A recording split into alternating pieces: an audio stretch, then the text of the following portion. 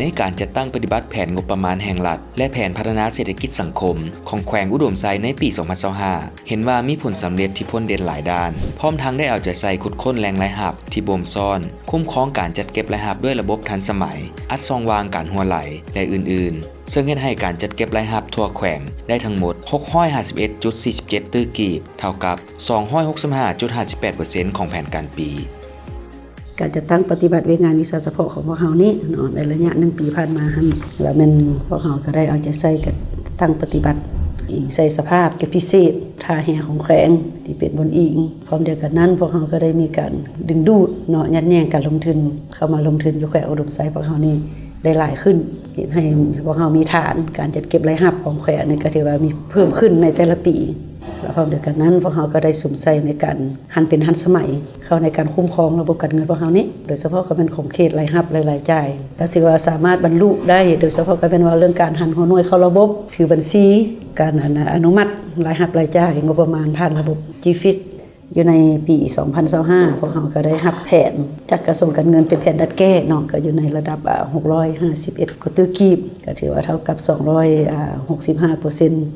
ของแผนการปีก็คือแผนเบื้องต้นนั้น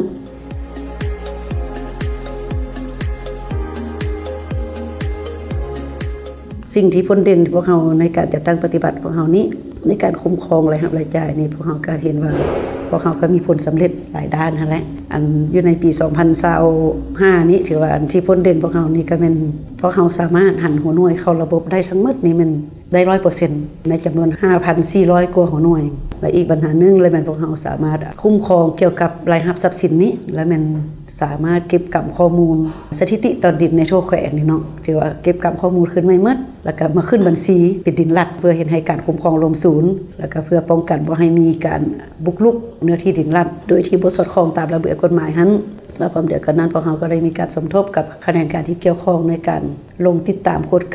รงการลงทุนที่ติดพันกับที่ดินเช่าสัมปทานเพื่อให้การคุ้มครองบรรดากิจการที่มีการลงทุนของภาคเอกชนภายในและต่างประเทศนั้นถือว่าเข้าระบบระเบียบดีขึ้นก็เห็นให้การจัดเก็บรายรับงบประมาณพวกเรานี่ก็ได้หลายขึ้น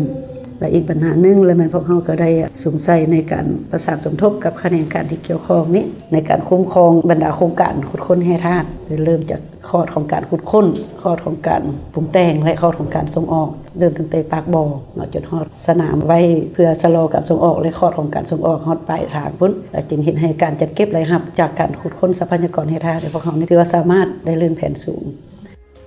พร้อมเดียวกันนี้ได้เอาใจใส่ขุดค้นแหล่งรายรับที่บ่มซ่อนการคุ้มครองการเก็บรายรับด้วยระบบทันสมัยสำหรับคาดหมายสู่ชนที่ทางแผนการมาตรการปี 2026 แขวงอุดมไซได้รับตัวเลขแผนการทั้งหมดจำนวน